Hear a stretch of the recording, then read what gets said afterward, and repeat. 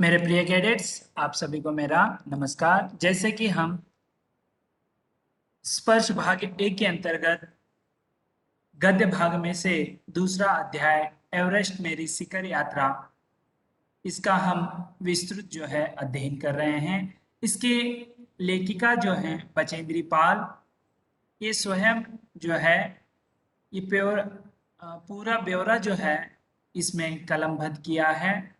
जैसे आप भी पढ़ेंगे तो इसमें आप भी जो हैं स्वयं इस यात्रा में आप भी जो हैं शामिल हो गए हैं, ऐसा महसूस जो है इस पाठ के अंतर्गत होता है। तो अब तक हमने क्या देखा था कि जैसे कि बेस कैंप जो है कैंप लगाए गए थे। पहले के अग्रिम दल जो है 6000 ऊंचाई पर जो है बेस कैंप 4 लगाया हुआ था। जो अग्रिम दल, उसके नेता थे उपनेता प्रेमचंद। तो उसके बाद जो है उन्होंने सारी जानकारियां दी। उसके बाद अभियांत्रिकी कार्य के बारे में बताया, अस्थाई फूल लट्टों के बारे में कैसे इस्तेमाल किया जाता है उसके बारे में बताया। इस सब के बाद जो है ये जब पहली बार जो है कर्नल खुल्लर को बताते हैं कि बेस कैंप एक पर जो है पहले 2 महिलाएं पहुंचते हैं, तो उनको जो है उनका हौसला जाहिर करते हैं कर्नल खुल्लर। और उसके बाद जब ये कैंप 3 पर जाते हैं तो वहां पर रात के 12:30 बजे जो है बर्फ की चट्टान जो है धसकने से इनका जो बेस कैंप 3 था वो तहस नहस हो गया। सभी को कुछ ना कुछ, सभी जितने भी लोग थे कहीं ना कहीं घायल हो गए थे।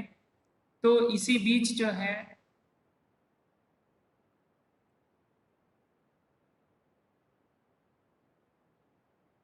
रुकिए, कहाँ हमें स्टार्ट करना है।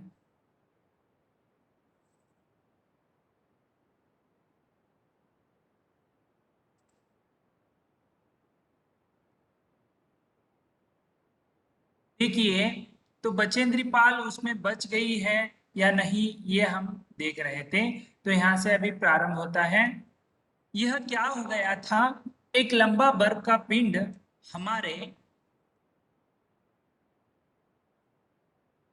मिनट।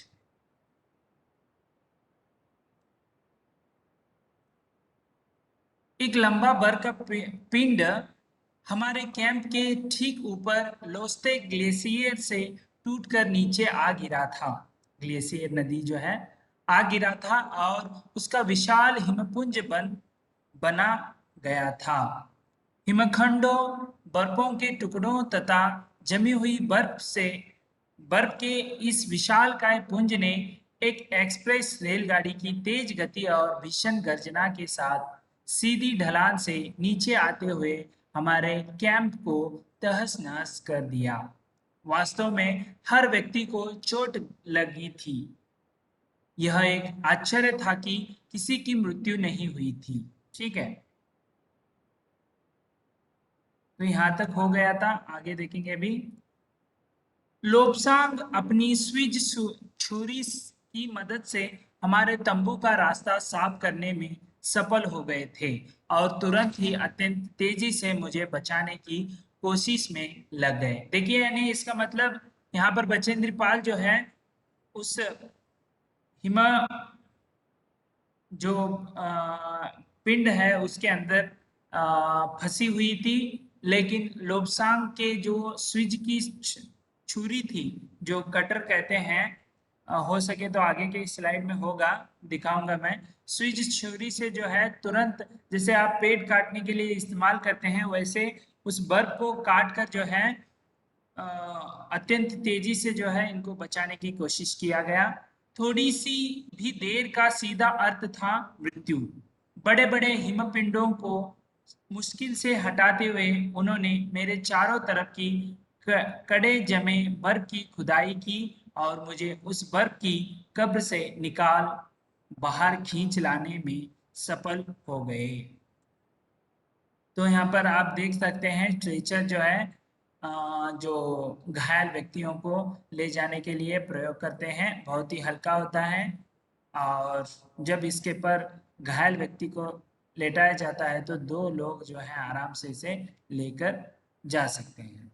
सुबह तक सारे सुरक्षा दल आ गए थे और 16 मई को प्रातः 8 बजे तक हम प्राय सभी कैंप 2 पर पहुंच गए थे। यानी फिर देखिए कैंप 3 से जो है ये बैस कैंप 2 पर आ गए, क्योंकि वहां पर धसकने के कारण, तहस नहस होने के कारण ये दो कैंप 2 पर आ गए थे। जिस शेरपा की टांग की हड्डी टूट गई थी उसे एक खुद के बनाए ट्रेचर पर लिटाकर नीचे लाए। स्ट्रेचर आप देख रहे हैं। हमारे नेता कर्नल फुल्लर के शब्दों में यह इतनी ऊंचाई पर सुरक्षा कार्य का एक जबरदस्त साहसिक कार्य था। ठीक है, तो आगे देखेंगे। सभी नौ पुरुष सदस्यों को चोटों अथवा टूटी हड्डियों आदि के कारण बेस कैंप में भेजना पड़ा, यानी नीचे, उससे भी नीचे जो है बेस कैंप पर भेजना पड़ा। तभी कर्नल फुल्लर मेरी तरफ मुड़कर कहने लगे, क्या तुम भयभीत थी? जी हाँ। क्या तुम वापिस जाना चाहोगी? नहीं, मैंने बिना किसी हिचकिचाहट के उत्तर दिया। यानी इसका अर्थ यह है कि वह फिर से वापस जो है घबराकर नीचे नहीं जाना चाहती थी, वह पूर्ण जो है करना चाहती थी। जैसे ही मैं साउथ कोल कैंप पहुंची, मैंने अगले दिन की अपनी महत्वपूर्ण चढ़ाई की तैयारी शुरू कर दी। मैंने खाना, कुकिंग गैस तथा कुछ ऑक्सीजन सिलेंडर इकट्ठे किए। जब दोपहर 1:30 बजे बिस्सा आया, उसने मुझे चाय के लिए पानी गर्म करते देखा। तो इसी बीच जो है कि जय और मीनू अभी बहुत पीछे थे। मैं चिंतित थी कि क्योंकि मुझे अगले दिन उनके साथ ही चढ़ाई करनी थी। वे धीरे धीरे आ रहे थे क्योंकि वे भारी बोझ लेकर और बिना ऑक्सीजन के चल रहे थे।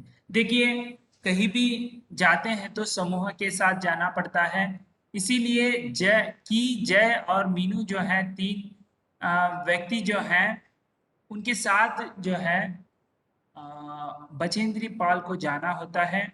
तो लेकिन वो अभी जो है कैंप पर नहीं पहुंचे होते हैं, तो इसे चिंता सताने लगती है क्योंकि उनके साथ ही जो है आगे की चढ़ाई करनी थी। उनके पास जो है बोझ भी ज्यादा था और ऑक्सीजन, बिना ऑक्सीजन के चल रहे थे। आगे देखेंगे।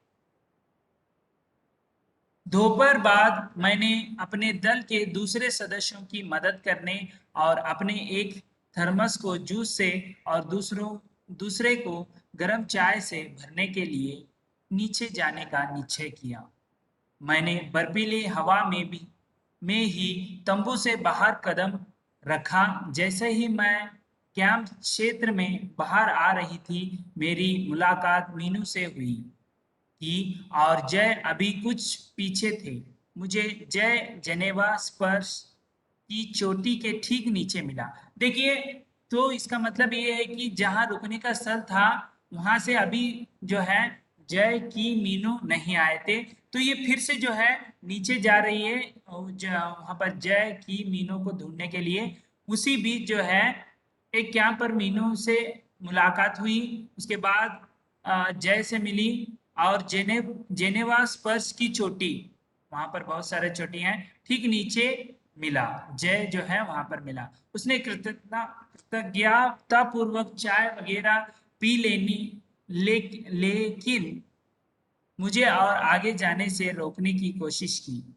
मगर मुझे की से भी मिलना था। तो अभी कौन कौन मिले हैं? जय मिल गया और मीनू मिल गई।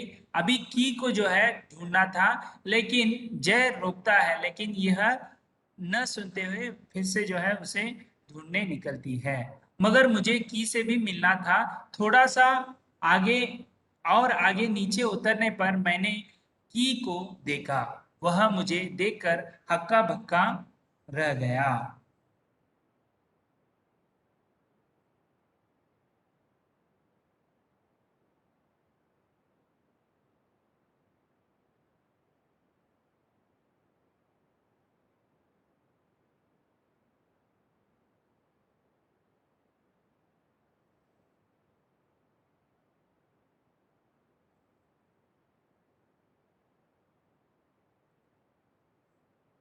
तो इसी बीच आगे देखेंगे। तुमने इतनी बड़ी जोखिम क्यों ली बचेंद्री? मैंने उसे दृढ़ता पूर्वक कहा, मैं भी औरों की तरह एक पर्वतारोही हूं, इसीलिए इस दल में आई हूं। शारीरिक रूप से मैं ठीक हूं, इसीलिए मुझे अपने दल के सदस्यों की मदद क्यों नहीं करनी चाहिए? देखिए कितनी जो है हौसलादायक बात है, क्योंकि वहां पर शारीरिक रूप से मैं सुदृढ़ हूं और इसीलिए मैं दूसरों की या अन्य अन्य लोगों की मदद करना मैं चाहती हूँ। की हंसा और उसने पेय पदार्थ से प्यास बुझाई, लेकिन उसने मुझे अपना किट ले जाने नहीं दिया। देखो इतना तो मदद हुआ, वो हंसने लगे, जो भी पेय लाई थी उसे पी लिया और उसके बाद जो किट भोज होता है उसे ले जाने नहीं दिया। आगे बढ़ेंगे। यहाँ पर देखिए साउथ पोल जो है यहाँ पर दिखाने का प्रयास जो है किया गया है।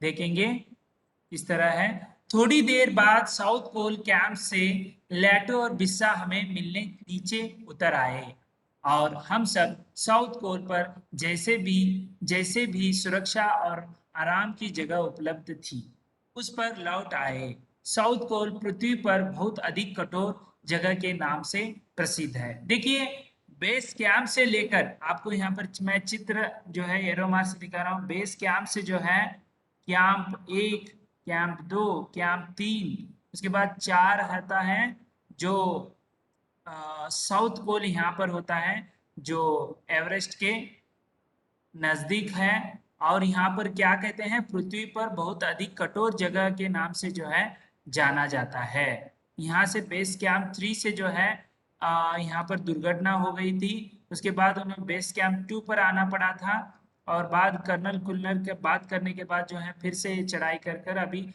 साउथ पोल के नजदीक पहुंच रहे हैं।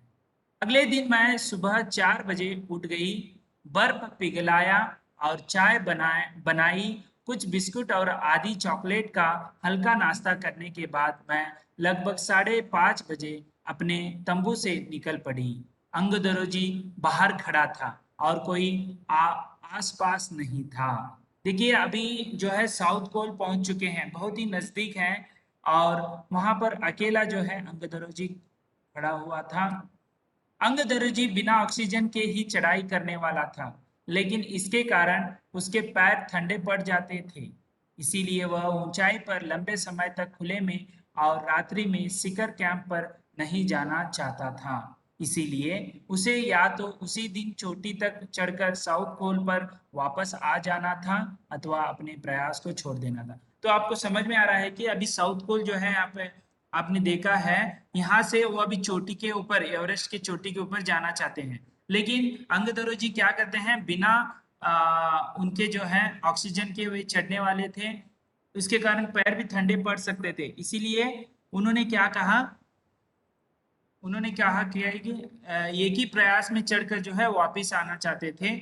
तो वह चिंता में हुए थे। वह तुरंत ही चढ़ाई शुरू करना चाहता था और उसने मुझसे पूछा क्या मैं उसके साथ जाना चाहूंगी।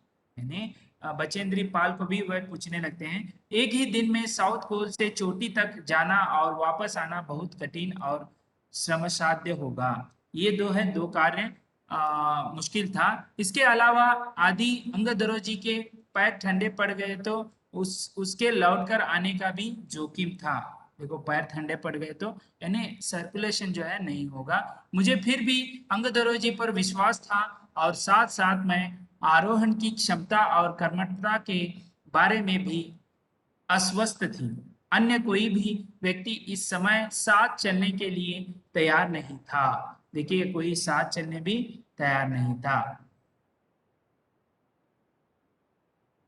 सुबह 6:20 पर जब अंगदरोजी और मैं साउथ पोल से बाहर आ निकले तो दिन ऊपर चढ़ आया था। हल्की हल्की हवा चल रही थी, लेकिन ठंड भी बहुत अधिक थी। मैं अपने आरोही उपस्कर में काफी सुरक्षित और गर्म थी। उपस्कर, ठीक है। उसमें ये जो है बहुत ही उपस्कर यानी आवश्यक सामग्री, ठीक है, उसमें गर्म थी। हमने बगैर रस्सी के ही चढ़ाई की। अंगदोरजी एक निश्चित गति से ऊपर चढ़ते गए और मुझे भी उनके साथ चलने में कोई कठिनाई नहीं हुई। तो यहाँ पर हम रोकेंगे, क्योंकि कठिनाई चढ़ने में कोई इनको कठिनाई नहीं हुई। तो इसका मतलब कि आगे वे जो है उसी दिन जो है एवरेस्ट की चोटी पर पहुंचते हैं या अन्य कठिनाइयों का सामना करते हैं।